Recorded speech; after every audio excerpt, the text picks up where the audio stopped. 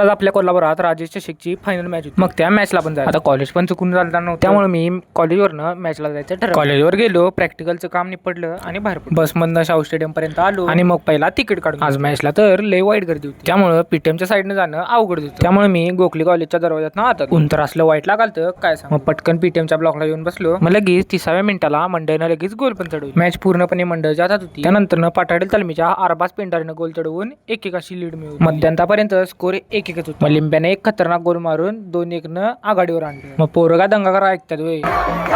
मंडळनं शेवटच्या मिनिटाला गोल चढवले असती, पण पीटीएमने मॅच जिंकली. आता मॅच जिंकलेली, त्यामुळं प्लेयरांच्या बरोबर पोरं पण आता सुट्टी देत नव्हती.